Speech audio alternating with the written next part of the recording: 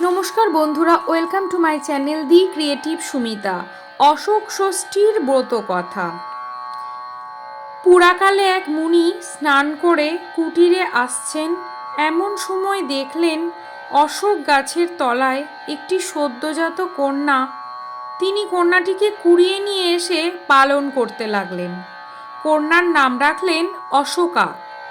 কিছুকাল পরে এক রাজপুত্র মৃগয়া করতে এসে দেখলে এক অপরূপ সুন্দরী কন্যা মুনির কুঠিরের দ্বারে দাঁড়িয়ে আছে। রাজপুত্র কন্যাকে জিজ্ঞাসা করলেন, তুমি কার কন্যা? অশোকা বললে, আমি মুনি কন্যা। রাজপুত্র বললেন, তিনি কোথায়? অশোকা বললে, তপস্যায় গিয়েছেন। এইরূপ কথাবার্তা হচ্ছে এমন সময় মুনি বেদপাঠ করতে করতে কুঠিরে এলেন।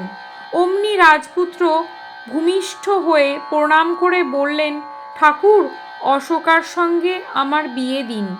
মুনি রাজপুত্রের পরিচয় পেয়ে অশোকার হাত নিয়ে রাজপুত্রের হাতে সঁপে দিয়ে বললেন, মা, আজ থেকে তুমি রাজার রানী হলে। এই বলে তিনি দুজনকে আশীর্বাদ করলেন। অশোকা রাজপুত্রের সঙ্গে যাত্রা করল। রাজা রানী আদর করে ছেলের বউকে বরণ করে ঘরে তুললেন। রাজবাড়িতে 7 দিন 7 রাত ভারী আমোদ চলল।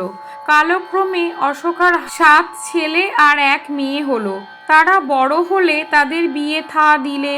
কিছুকাল পরে রাজা রানী স্বর্গে গেলেন। শ্বশুরের শ্রাদ্ধের দিন অশোক ষষ্ঠী, সে কথা অশোকার মনে নাই। সারাদিন আত্মীয় কুটুম্ব লোকজনের গোলমালে কেটে গেল। সন্ধ্যার কিছু বাকি, এমন সময় অশোকা বউদের সাথে নিয়ে খেতে বসলো। ভাত মুখে দিতে গিয়ে মনে পড়ল আজ অশোক ষষ্ঠী। অশোকা বলে উঠল, ও বৌমারা, আমি এক্ষুনি সর্বনাশ করছিলুম, আজ যে অশোক ষষ্ঠী। তখন বউয়েরা যে যার ঘরে শুয়ে পড়ল। সকালে ছেলেরা বউয়েরা ঘুম থেকে কেউ ওঠে না। অশোকা সকলকেই ডাকাডাকি হাঁকাহাঁকি করলো, কিন্তু কারো সাড়া শব্দ পেল না।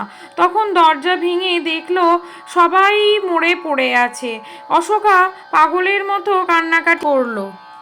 তারপর জঙ্গলে অশোক গাছের নিশানা করে ছুটলেন মুনির আশ্রমে। মুনি কুটিরের সামনেই দাঁড়িয়েছিলেন।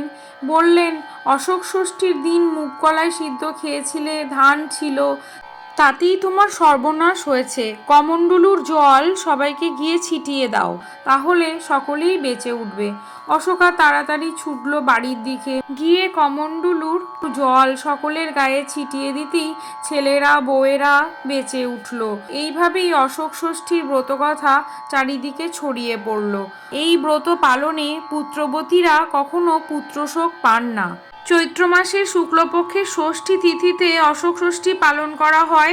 6টি অশোক কুঁড়ি মুগ কলাই, দই বা কলার সাথে খেতে হয়।